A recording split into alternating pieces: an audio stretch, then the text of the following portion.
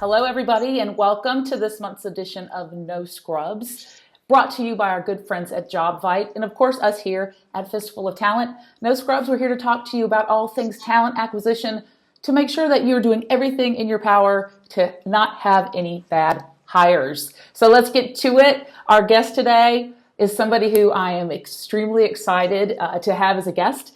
It is Joe Gerstandt. How are you, Joe? I'm good. How are you? I'm doing well. I'm doing really well. So tell the folks out there in the Twitter sphere and in the interwebs, tell them a little bit about yourself and what you do. Your work is very, very interesting. Thanks. I do diversity and inclusion work for the most part. So I'm a speaker, an advisor, and a writer, and most of what I get paid to do is speak at conferences and go into client companies and do presentations and workshops on diversity and inclusion, help them understand those issues better and put some new practices in place. That's the bulk of what I do. And then I also I do some work with a friend and a partner under the Talent Anarchy brand. Mm-hmm. We do some speaking as well. That's on a different set of issues. Jason Lordson, who you and maybe some of your listeners may know, we do some stuff together as Talent Anarchy. But most of my work is focused on diversity and inclusion. I think even though it's 2017 and sometimes we feel like we've been talking about this stuff forever, I think it's still very poorly understood in the workplace. So I'm trying to bring some greater clarity to it. And I've been doing this on my own now for about 10 years. And that's just amazing. And I'd love for you to talk to us a little bit about how you even got into this kind of work, because I think it's a fairly unique niche. Yeah. So I didn't start off here. In fact, 25 years ago, 30 years ago, you probably couldn't have paid me to go to a workshop or a conference. But I kind of found my way here after bouncing around and doing some things that I didn't enjoy doing. I worked in the corporate world. I did sales and sales management, business development. Hadn't found my thing yet. I went to work in the nonprofit space, worked there for a number of years. And it was while I was doing that work that I started to think about this set of issues differently. And mostly because I was around a lot of people who had very different life experiences than I had. They'd been treated differently by organizations, by institutions, not because of anything that they'd done, but simply because of who they were. And so seeing that, and I had kind of believed that not much of that happened anymore, but seeing that and hearing those stories and observing that kind of changed my understanding of this stuff and kind of started to pull me in this direction. And I eventually became actively involved and kind of made it my thing. That's awesome. And for those of you who have not seen Joe speak, he's a fantastic speaker. Intense, entertaining, really gets you thinking and very interactive. So check him out. I know you're going to be at one of the conferences he'll be at. He's all over the world. All right, let's get down to it. All right, so this month, the blog post, of course, sponsored by our friends at JobVite. And by the way, that is JOBVITE. There's a post that I wrote this month called Always Believe Adults Mean What They Say.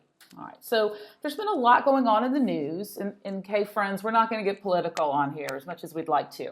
But a lot of stuff has been in the news, and it's really come top of mind of can people's words, can you take them at face value?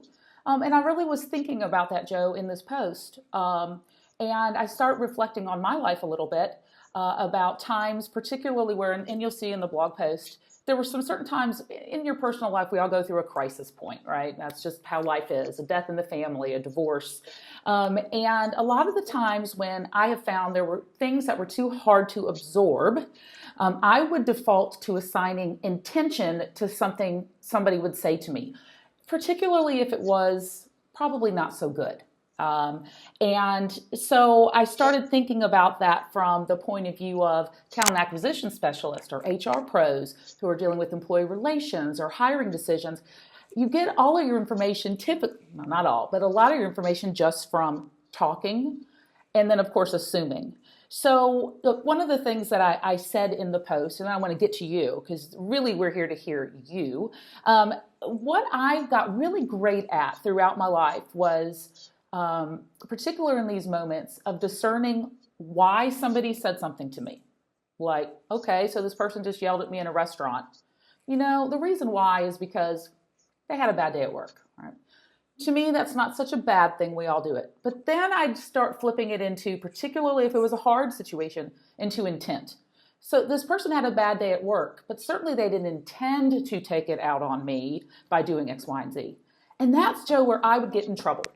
when I would start to kind of rephrase in my head what they said to make it something that was easier for me to swallow. All right, so I'm going to take a big pause there. Is there anything about that type of scenario that was in the post that resonates with you or with your work? Absolutely. I think that's something that we've all bounced up against a little bit. And one of the things that I talk about as a good practice or a good competency, if you want to have an inclusive work experience, is that practice of assuming positive intent. Okay. I think that's a really good practice. I think sometimes when we hear things that we don't like, we can assume it's about the person's motives or intentions, and we're never going to know for sure what those motives or intentions are. In fact, that person might not even know what their motives are, in all honesty. So I think it's a good practice, but I also think it requires a little bit of balance. If you go to that constantly in every situation, I think you run the risk of kind of turning yourself into a doormat. I think it is good to assume positive intent, but I think you've also got to pay attention to people's behaviors. If they say positive things, but their actions are different, then I think you need to hold them accountable to both of those things. So I think that early on in a relationship and with small things, assuming positive intent is a really good practice. At the same time, you want to keep some balance, and you want to make sure that people don't take advantage of it. Yeah, you know what's interesting? Right now, my company, Daxco, the company I work for, it's not my company, but the company I work for, we're going through a lot of growth, going through a merger and acquisition phase in our evolution. And one of the things that I'm teaching folks in our Leadership Academy is about, and actually some experts that have come in and taught the classes with us, is everything starts with trust. Obviously, I think you would totally agree with that. And the reality is a lot of times you do have to default to trusting somebody in a positive way because we simply don't have the time in the workforce to go through a year-long trust building. I think you bring up a really good point here, though. Sometimes, though, if you default too much to that, if actions are not matching the words, that then gets broken down. Yeah. What do you think are some tips that some folks can do, though, if they feel that they are getting into doormat territory? Are there any tips you can give people on getting over the difficulty it might be of just going to somebody and asking them, what was your intention? What did you want me to get from that? Can you give us some tips on that? Yeah, and it's probably a little bit different for all of us, but I know myself, for example, as much as I know how doing that and how having courageous conflict is a really valuable thing, it doesn't change the thing that it's incredibly difficult. Yeah. For some of us, it's one of the most difficult things that we do. It's addressing someone and confronting someone in the workplace, having an awkward conversation with a coworker, a supervisor. There's a lot of real and or perceived risks to doing that. And so I think breaking that down, starting small, thinking out in advance exactly what you want to say to that person. Mm-hmm. And if it's bringing you a lot of anxiety, I would actually write it down. I would write it down on some index cards. I would actually practice it at home. That makes it a little bit more comfortable. It's still going to be difficult, still might be emotional, but I think it's really important to do. And once you've done it once, I think it makes it that much easier to do it again the next time and the next time. And I think, but I think there's a beautiful thing that happens if you're in that sweet spot between being able to assume positive intent and still being able to tell the truth and bring issues to the surface. I think that's a really beautiful place to be, especially for a leader or a supervisor. People want honest feedback. They want honest. Even if it's not pleasant in the moment, that stuff is really, really valuable. And I think that being able to tell the truth to each other in the workplace is a really important thing. I don't think you'd find anybody that disagrees with that. It's also really difficult. Sure. Now I got to ask you, there's some people that might challenge you on that. People really like to get feedback. Now that being said, that doesn't say or give us an excuse not to give it or to receive it. But what are your thoughts on that? If you know of somebody who has difficulty accepting feedback, do you have a couple of tips for folks that, how do you ease into that? How do you set the stage for the conversation? For the person that doesn't like getting feedback? Yes. And I don't think that I said that right. I don't know that any of us like getting feedback unless it's, super positive stuff. Right, sure. But the feedback can still be valuable. Yes, I totally agree.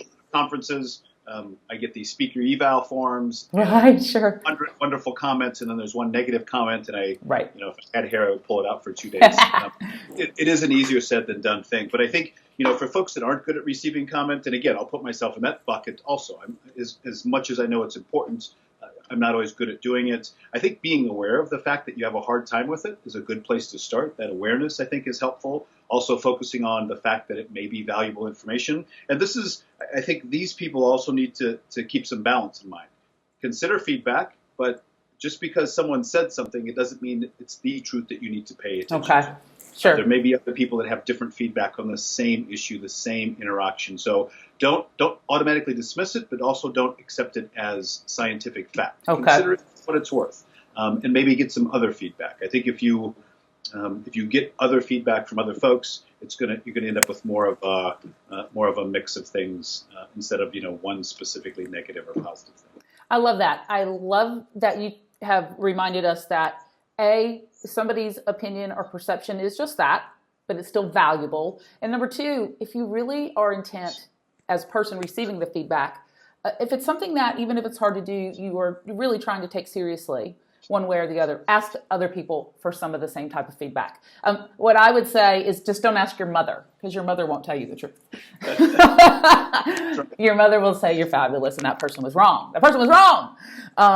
Very good. So I think it's really nice to have a friend or a coworker, one of those people that will just give you the honest truth. Yeah. The person that would actually tell you if they thought your baby was ugly. It's really nice to have one of those folks in your life.